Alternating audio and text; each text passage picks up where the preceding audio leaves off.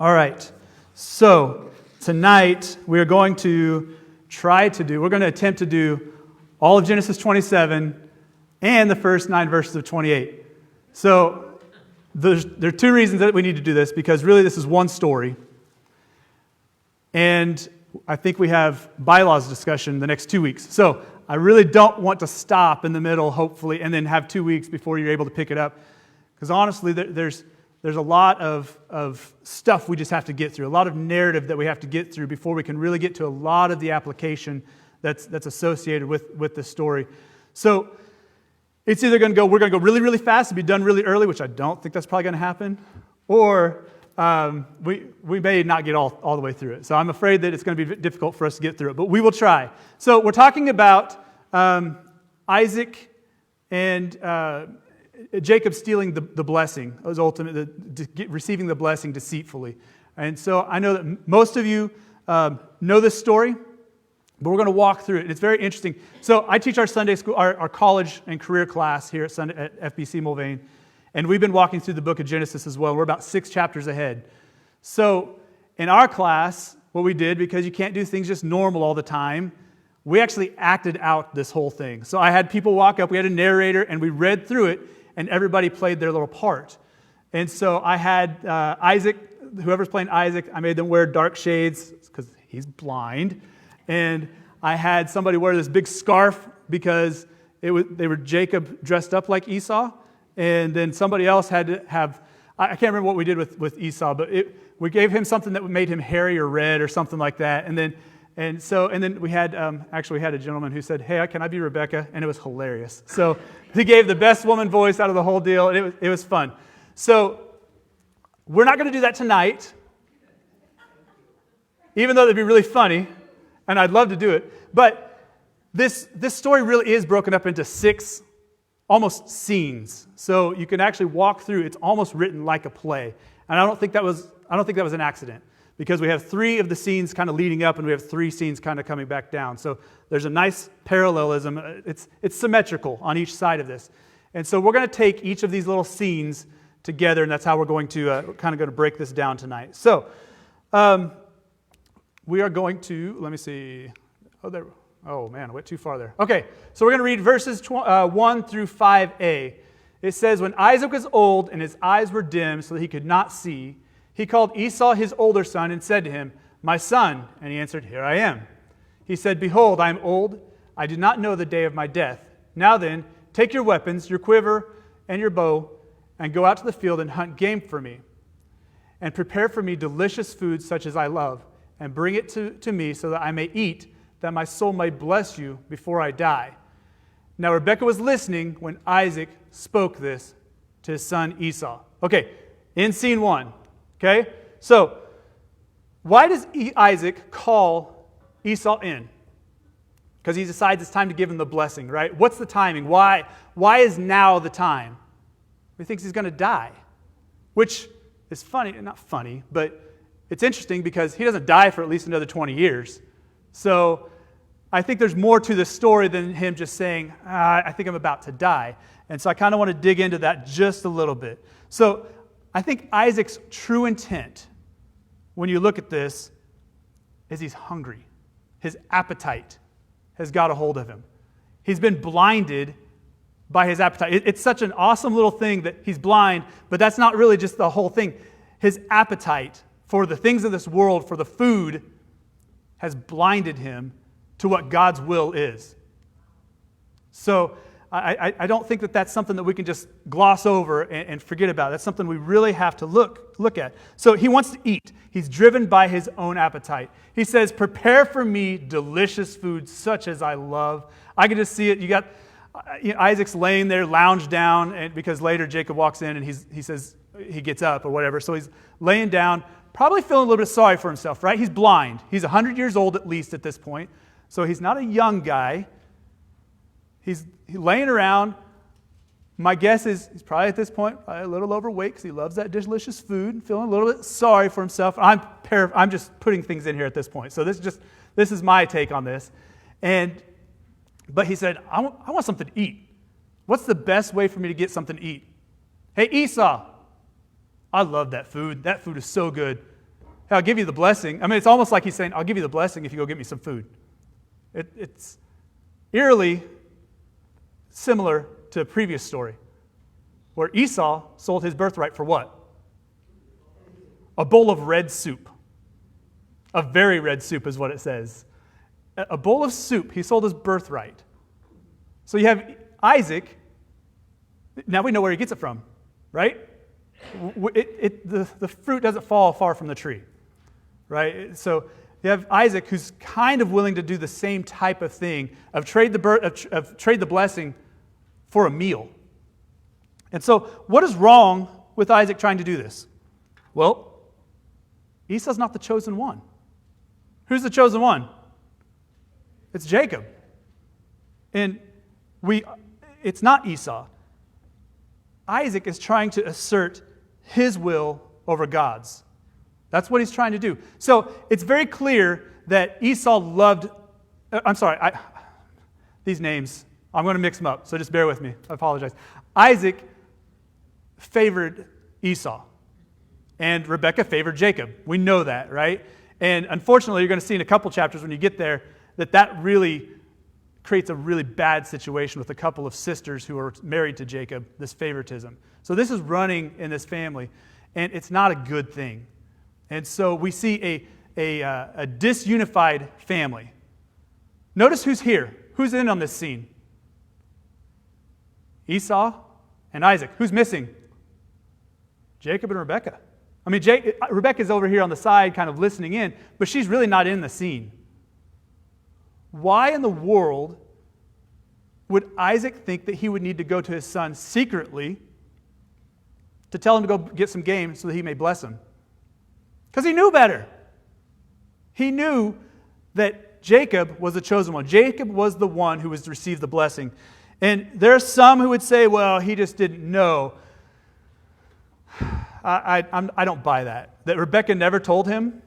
Rebekah has this dream, before the boys are born, before any favoritism could have rooted in, has this dream that the older will serve the younger. You better believe it, she told her husband. That's crazy if she didn't. And how else would we know this story? I mean, let's think just culturally, how would stories be handed down? It's likely not mom sitting here telling the stories of the family lineage. It'd be Abraham and then Isaac. It'd be the man of the house, the leader of the family, the patriarch who would be passing this information down. Otherwise, this part of the story might just be left out. If he never told her, or if she never told him, we likely would never have heard of this. Obviously, the Holy Spirit is in on this and is leading this, no doubt.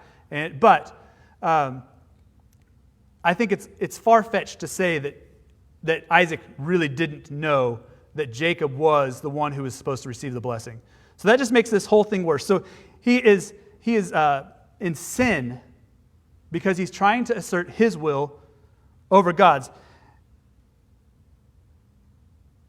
And we notice who's listening outside the tent. Rebekah. So apparently this was also a little thing, because who else was listening just inside the tent in a previous story? Sarah, right? Sarah was listening inside the tent when the visitors came and told Abraham about the promise and said, hey, I know you're old, but in a year you're going to have a baby. And so apparently this was something that happened more often than not, maybe. That maybe there was a little bit. I think the big point is this family is pretty dysfunctional. Right? They have issues. Can anybody relate? Anybody have a dysfunctional family every once in a while? I think we kind of all at times have dysfunctional families. Now this one's very clear, right? This one is maybe even over the top dysfunctional. I mean, they can't even have that conversation without getting everybody together. It's not even Isaac saying, hey, I'm making the decision that I'm going to give the blessing to Esau. It's no, Esau, hey, go get some food, that delicious food that I love, and I'll give you the blessing. I'm getting old. It's time for me to give you the blessing. All right, so that's the end of scene 1. So scene 2 picks up in 5b and goes through 17. So it's a little bit of a long passage here. So here we go. So now Rebekah was listening when Isaac spoke to his son Esau. So when Esau went to the field to hunt for game and bring it, Rebekah said to her son Jacob, I heard your father speak to your brother Esau. Bring me game and prepare me delicious food, that I may eat it and bless you before the Lord before I die. Now therefore, my son, obey my voice as I command you. Go to the flock and bring me 2 good young goats, so that I may prepare from them delicious food for your father, such as he loves. And you shall bring it to your father to eat, so that he may bless you before he dies. But Jacob said to Rebekah his mother, Behold, my brother Esau is a hairy man, and I am a smooth man. Perhaps my father will feel me, and I shall seem to be mocking him and bring a curse upon myself and not a blessing. His mother said to him, Let your curse be on me, my son. Only obey my voice and go, bring them to me. So he went and took them, sorry, that's up in the light, and brought them to his mother, and his mother prepared delicious food, such as his father loved. Then Rebekah took the best garments of Esau, her older son, which were with her in the house, and put them on Jacob, her younger son. And the skins of the young goats she put on his hands and on the smooth part of his neck. And she put the delicious food and the bread which she had prepared into the hand of her son Jacob. Okay, so a lot happened here, right? Rebekah hears about it. She goes and tells, what's the first thing she does? She goes and tells her favorite son, hey, they're trying to steal the. Esau is a hairy man, and I'm a smooth man. Perhaps my father will feel me, and I shall seem to be mocking him and bring a curse upon myself, and not a blessing. Is this because Jacob is all of a sudden this moral person that's worried about doing what's right? No, he's worried about getting caught. That's all he cares about is getting caught. So Jacob is simply worried about himself.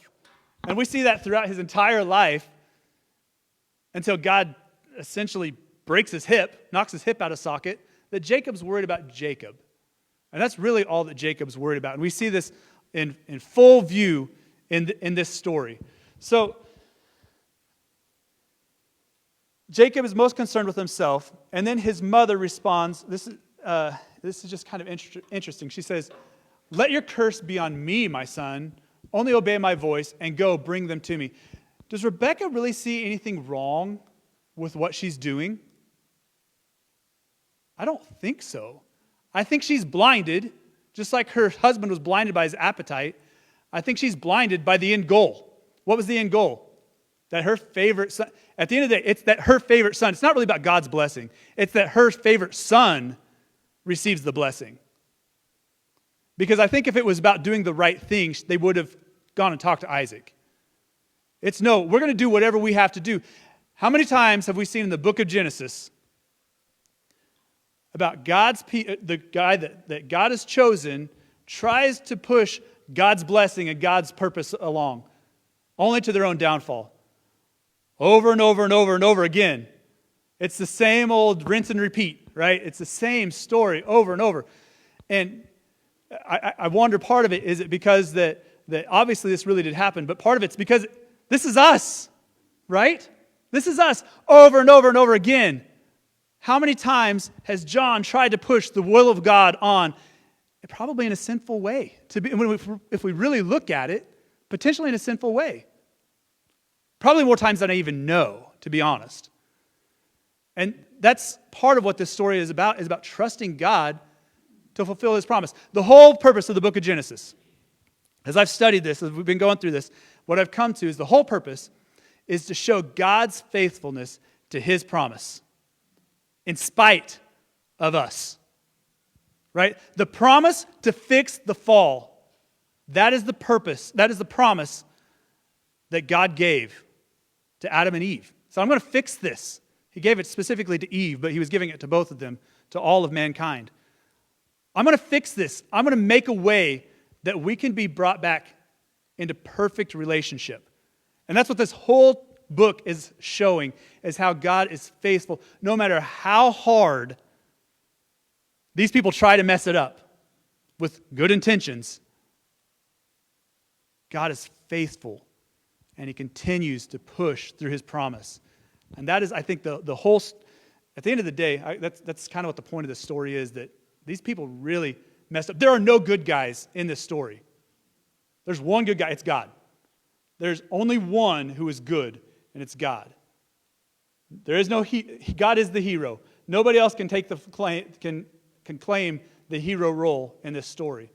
They're all awful, and they all show it in this story. And so, unfortunately, that's just kind of who we are, though, right? I mean, at the end of the day, this is us. And as you're going to go along, and I don't get to teach all of this stuff, so I'm just going to say it now. What I've learned through this whole thing is Jacob is our story. We are Jacob. We are the deceiver. We are all of these things that Jacob is, and God still loves us. And he seeks us. And he's relentlessly seeking us. And so as we're reading these stories, I hope that comes out in this. So Rebecca really doesn't necessarily think that what she's doing is wrong because she's blinded by what the end goal is. Does God need her help? No. No, he obviously does not need her help in accomplishing his goal, in giving the blessing to Jacob. He doesn't need her help through this.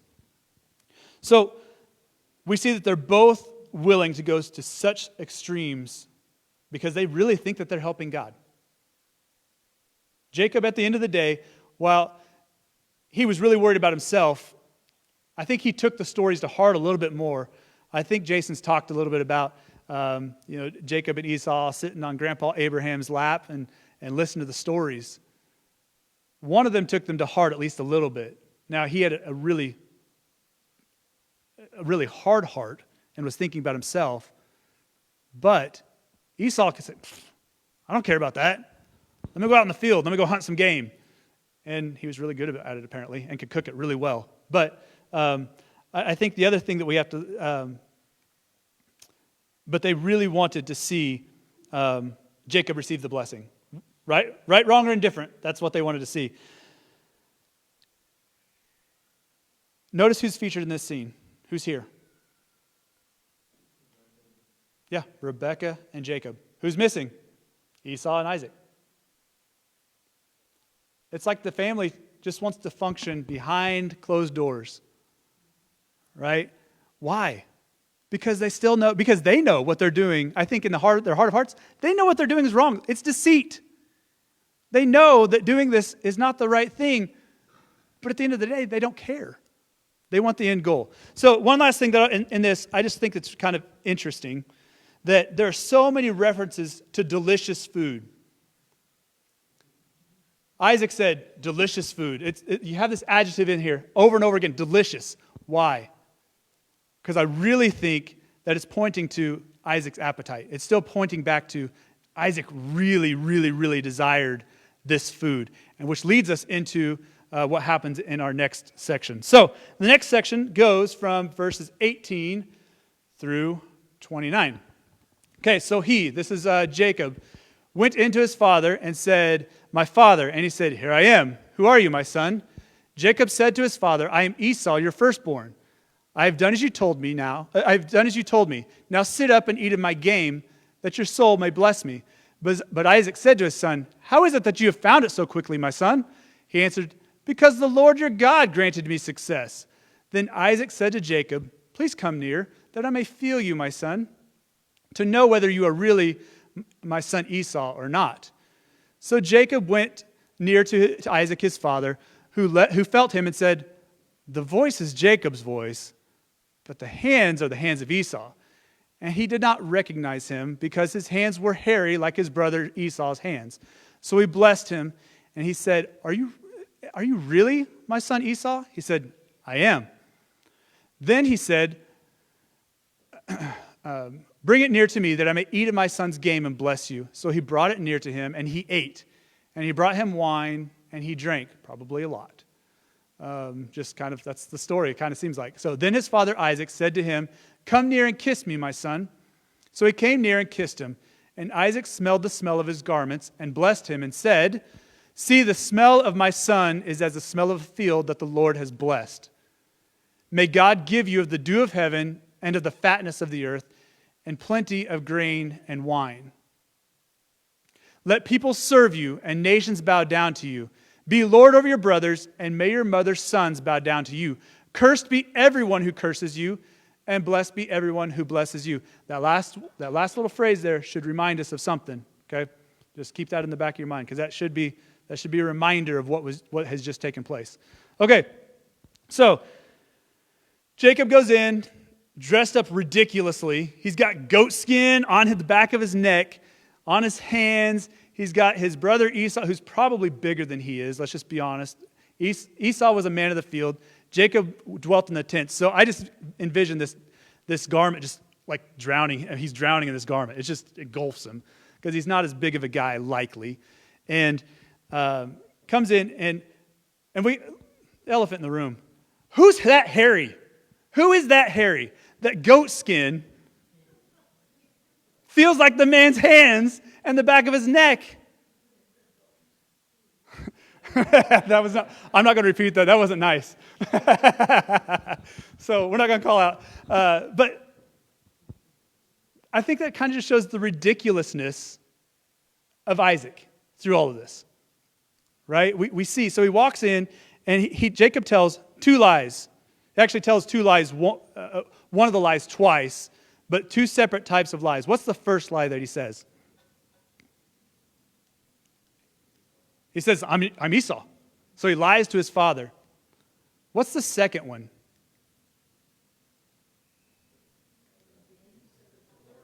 The Lord clause. So the first one, he lies to Isaac. The second one, he blasphemes the name of the Lord. I don't know. In my books, that's pretty bad. That's kind of up there from what I've read. That's not a real good idea to blaspheme the name of the Lord. But that's exactly what he does. And it's tragic that they went to this length to push something that was already going to happen anyway. God, in his sovereignty, was going to take care of this. But they thought that they needed to help God out, just like his father did a couple of chapters ago with Abimelech, just like his grandfather did a few more chapters ago with Abimelech and Pharaoh. And we see it over and over again that they just feel like they've got to push the will of God along, that they have to come in and say, God, you need help on this. Let me help. Let me step in at this point. So, do we really think that Isaac is buying this lie up front? No, I don't think so. I think the man's just really hungry. And I think that's the part that it talks about, the delicious food. He keeps talking about the delicious food that I love. He was so blinded by his appetite that he was willing to throw reason out the door. Because that's really what he did. You know, I envision it what's he say? He says, Jacob walks in and says, my father, and here I am. Because obviously he likely did not have as deep of a voice as Jacob. Like, because later he goes, it sounds like the voice of Jacob, but you got really hairy hands. So it must be Esau. It's got to be Esau. This is ridiculous. It's ridiculous. And all that we're seeing is somebody who really, really, really wants to eat. So notice how Jacob refers to the Lord. When Isaac asks him, how did you get it so quickly? He says, because the Lord, your God, granted me success. Not a truer statement in this entire story than what he just said there. Jacob said, the Lord, your God. Clearly, Yahweh is not Jacob's God yet. That's pretty clear. So at least he got one thing right. At least he was honest about one thing, that he was not serving Yahweh. And I just, as I've looked at this again over the last couple of days, it sticks in my craw because it says, because Yahweh granted me success. He invoked the name of the Lord and had the gall to call out Yahweh for giving him success.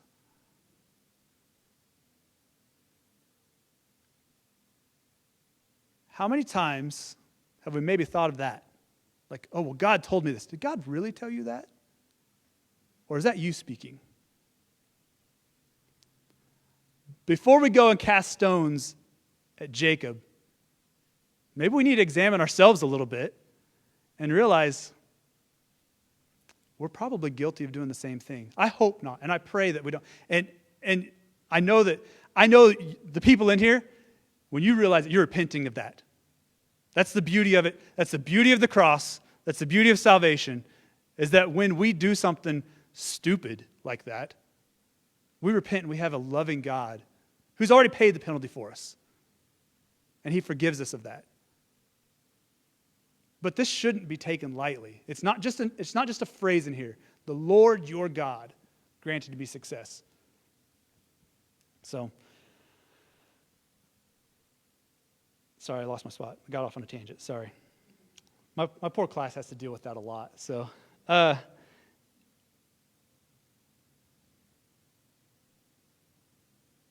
why does Isaac go through with the blessing? Because even after he feels his hands, it says, it's the voice of Jacob, but the hands of Esau. Why doesn't he stop there or call somebody else in to verify? What does he do instead? He continues on with the blessing. And I just, it's been convicting to me, I guess, this week of how quickly our appetite for the things of this world will allow us to compromise over and over and over again. And I know I've been harping on that, and I'm sorry, but I guess I'm talking to myself because it's really what it is. It's the passions and the worldly meals that we eat, the appetite for the things of the world that really drive this and cause this compromise. Isaac was a boy who was willing to give his life because his father told him to. Isaac's been a faithful man his entire life. He was about to go to Egypt, and the Lord told him, don't go to Egypt when the last famine happened. And he stopped. He didn't. He listened. He followed what the Lord said. He was blessed by the Lord. We saw last week, fear not, for I am with you. The Lord was on his side. Yet he compromised because he had the appetite for the things of the world. So we go through this whole thing, and eventually Isaac gives him the blessing. And I'm not trying to skip over things, but we kind of are skipping over a few things. So he says, see, the smell of my son is as the smell of a field. So he gives him one last test. He says, come near me so that I may kiss you, so he can smell him. I said, yep, smells like dirt. Must be Esau. Still sounds like Jacob. And you notice Jacob's words, his answer is like, I am. He says, are you really my son Esau? Yes. Yeah, that's me. His answers get real short, real quick, because he knows that his father's onto him, I think. Or at least he's worried that his father's onto him. So he says, it smells like dirt. So he says, see, the smell of my son is as the smell of a field that the Lord has blessed. It's a good thing, right? Especially for an agricultural type of community. For people who were working in the field, the smell of dirt. Alan, dirt smells good, right? That's right. It has a good dirt has a good smell to it, right? It has a distinct smell. And so I think that's part of it. That's what he's saying, is that smell that he has. And says, may God give you of the dew of heaven and of the fatness of the earth and plenty of grain and wine. He's saying, may God bless you and give you plenty. May God provide for you. And then he says, let people serve you and nations bow down to you. Be Lord over your brothers, and may your mother's sons bow down to you. He's saying, you are the chosen son. You are the one who has been chosen by God to carry on this blessing. That's what he's saying. Even though he kind of thinks he's saying it to Esau, or he does think he's saying it to Esau, he's giving this blessing and saying, you will reign over these people, in a sense. And then he says, cursed be everyone who curses you, and blessed be everyone who blesses you. What's that remind you of? That's the blessing given to Abraham. Almost word for word. Right? That little piece would invoke the reader of Genesis to say, he's giving him the blessing of Abraham. So all the other stuff, yes, you'll have plenty, all this stuff, but that tagging there at the end, everyone who curses you will be cursed, and blessed be everyone who blesses you. That would clue everybody in to this was the Abrahamic promise, the Abrahamic blessing that was given by God. So this would be saying, almost like Isaac speaking on behalf of God, right? To who he thought was Esau, saying that the Lord is going to bless you. All right, so that's the promise. Okay, next scene, cut scene. So notice again who's here. Sorry. Just two again, right? This time it's Isaac and Jacob. Esau's nowhere. He's out hunting, doing whatever, maybe preparing it at this point. And Rebekah's maybe hiding around the corner. We don't really know. So, all right, the next section is verses 30 through 40. It says, as soon as Isaac had finished blessing Jacob, when Jacob had scarcely gone out from the presence of Isaac his father, Esau his brother came in from his hunting. He also prepared delicious food, there's that word again, and brought it to his father. And he said to his father, let my father arise and eat of his son's game, that you may bless me. His father Isaac said to him, who are you? He answered, I'm your son, your firstborn, Esau. Then Isaac trembled very violently and said, who was it then that hunted game and brought it to me, and ate it all before you came, and I have blessed him? Yes, and he shall be blessed. As soon as Esau heard the words of his father, he cried out with an exceedingly great and bitter cry, and said to his father, bless me, even me also, O my father. But he said, your brother came deceitfully, and he has taken away your blessing. Esau said, is he not rightly named Jacob? For he has cheated me these 2 times. For he took away my birthright, and behold, now he has taken away my blessing. Then he said, have you not reserved a blessing for me? Isaac answered and said to Esau, behold, I have made him lord over you, and all his brothers I have given to him for servants. And with grain and wine I have sustained him. What then can I do for you, my son? Harsh words. Esau said to his father, have you but one blessing, my father? Bless me, even me also, O my father. And Esau lifted up his voice and wept. Then Isaac, his father, answered and said to him, behold, away from the fatness of the earth shall your dwelling be, and away from the dew of heaven on high. By your sword you shall live, and you shall serve your brother. But when you grow restless, you shall break his yoke from your neck. So this is a very dramatic scene that takes place right here. So Jacob exits the stage, and shortly after that, Esau comes in. Isaac's sitting there lounged back, nice full belly.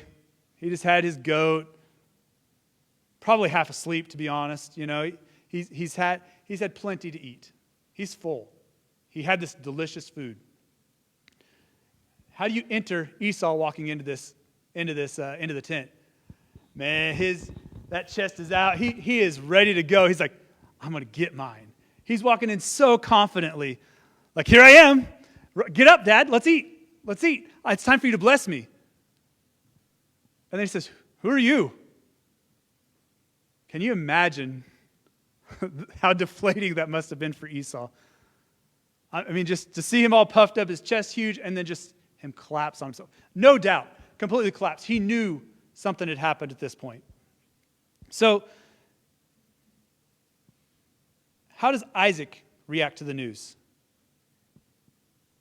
After he figures out, he trembles violently.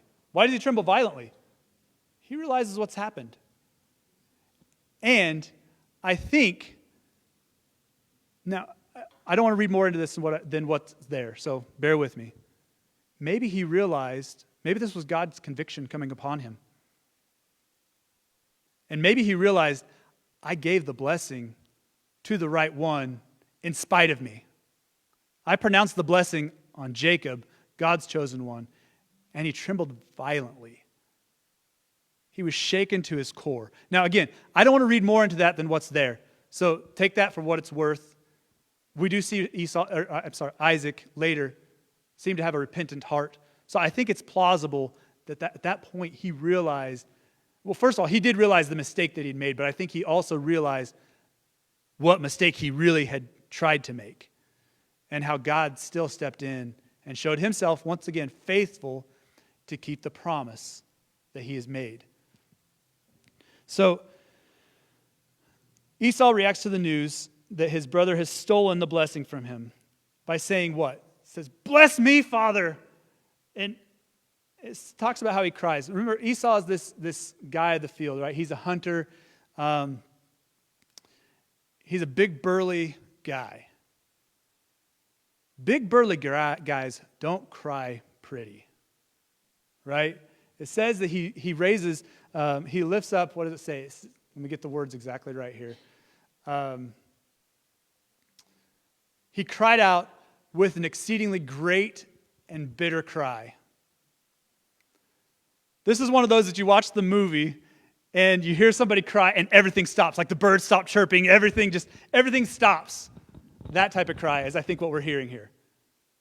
Like he's yelling, just he realizes what has happened and he loses control, right? He has this great and bitter cry. So he talks about how Jacob stole his blessing. Was it Esau's blessing to begin with? It was never Esau's blessing. So Esau's wrong there. He's clearly wrong.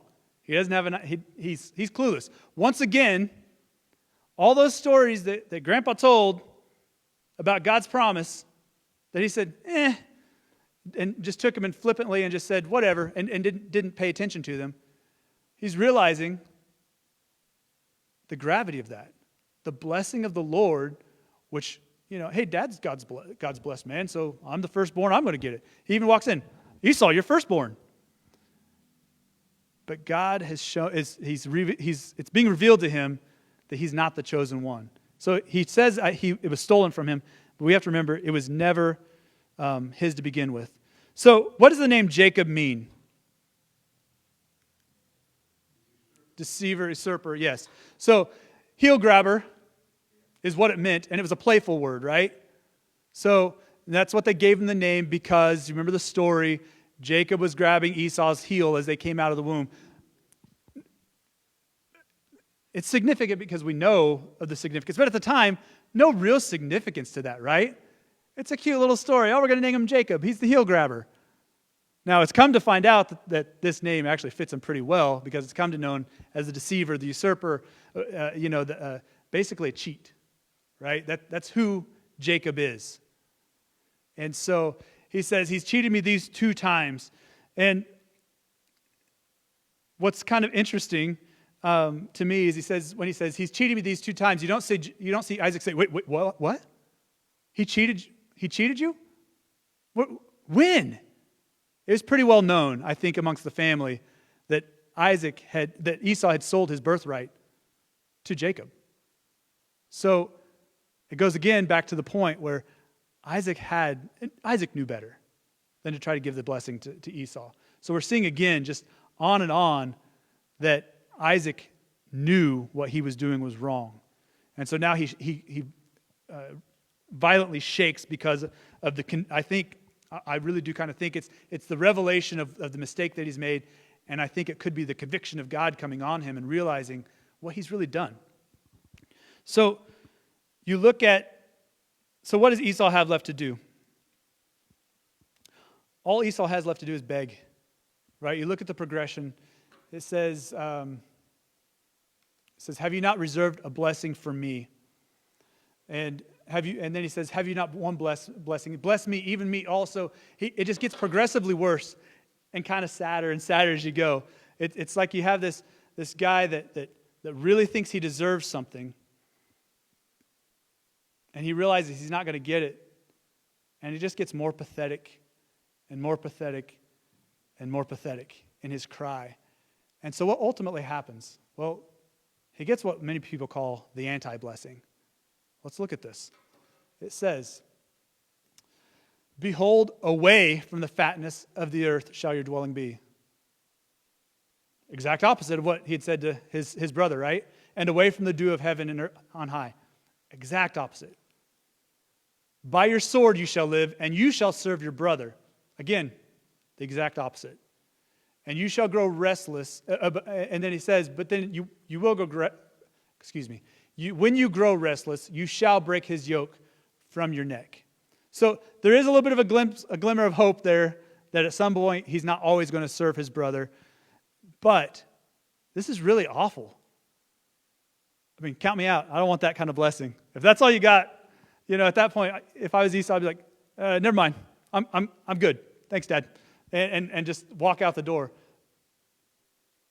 But Isaac had already said what's said. He said earlier, yes, and he shall be blessed when referring to Jacob. So when he said this, it meant something.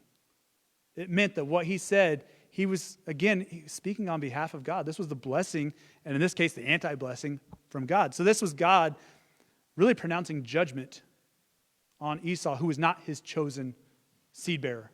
Right? That's all. This whole story is following the seed of the woman, right?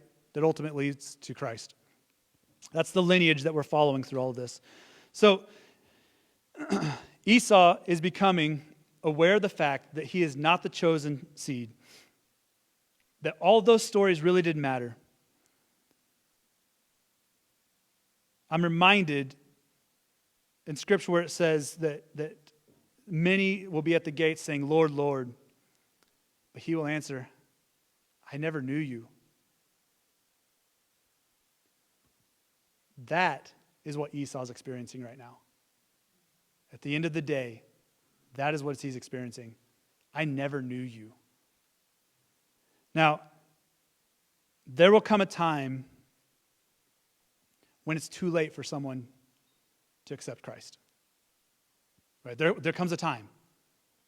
You can't do it at the gates of heaven, banging on the door. Let me in, God. I went to church every Sunday. I did this. I served in this ministry. I did this. I gave faithfully. But if he says, I never knew you, it's too late. Listen to the call of God on your life and respond today. That's important that we respond today. Okay, so we're going to move on real quickly. I'm sorry. We're almost going to make it. All right, verses 41 through 45. Now Esau hated Jacob because of the blessing with which his father had blessed him. And Esau said to him, the days of mourning for my father are approaching. Then I will kill my brother Jacob.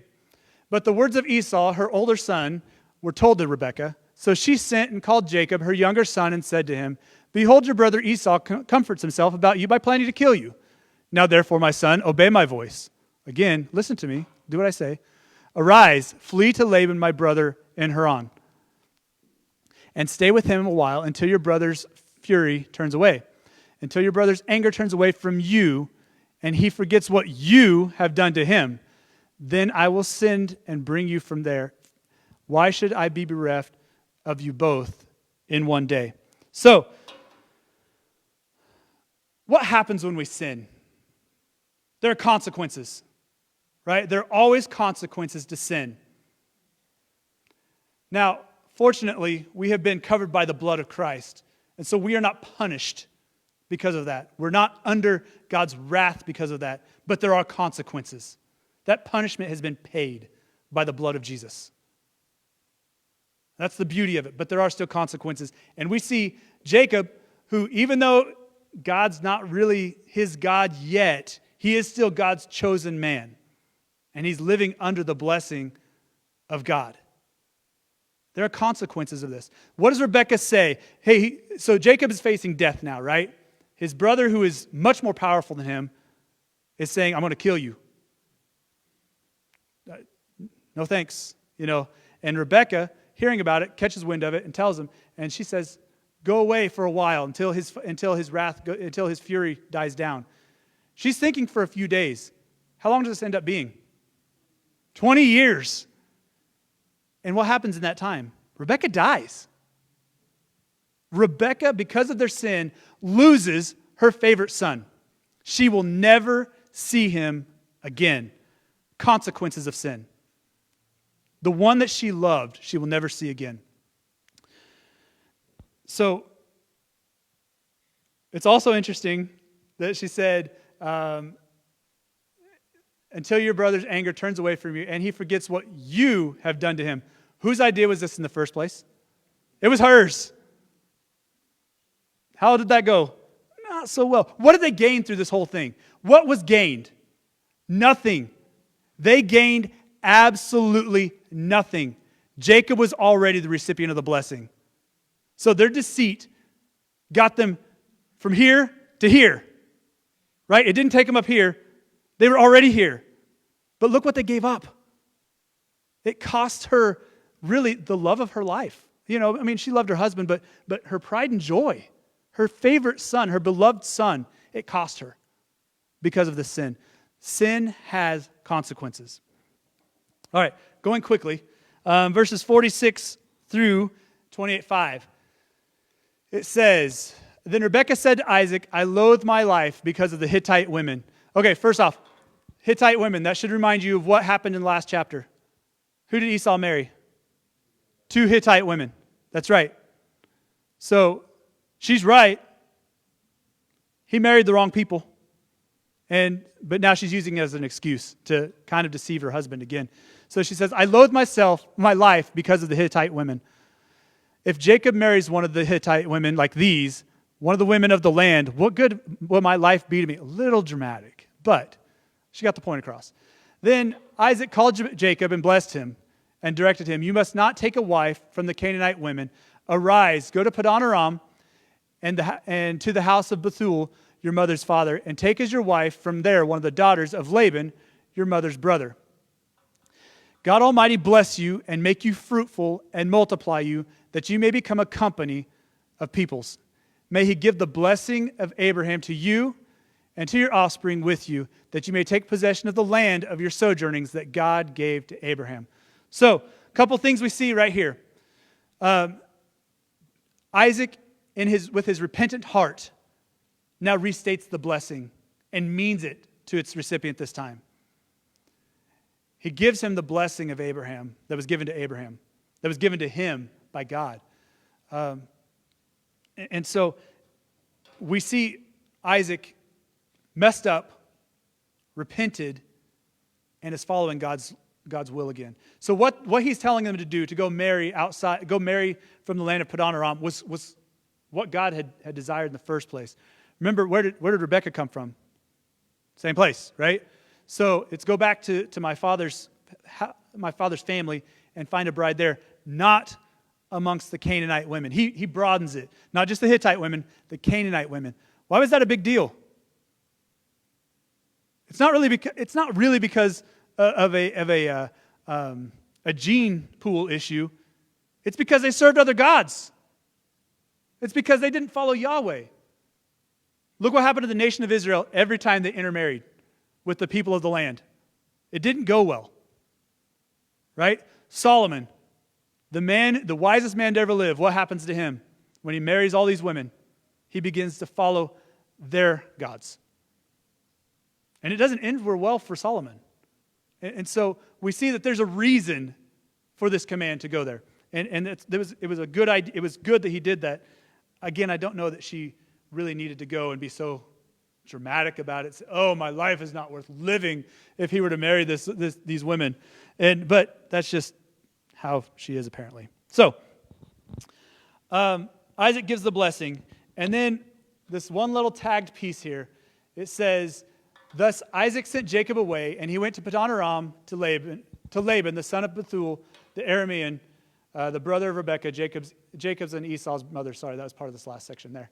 And now Esau saw that Isaac had blessed Jacob and sent him away to Padan Aram to take a wife from there. And that as he blessed him, he directed him, You must not take a wife from the Canaanite women. And that Jacob had obeyed his father and his mother and gone to Padan Aram. So when Esau saw that the Canaanite women did not please Isaac his father, Esau went to Ishmael and took as his wife, besides the wives that he had already, Mahalath, the daughter of Ishmael, Abraham's son, the son of Nebaioth. Sounds right. Good enough. Close enough.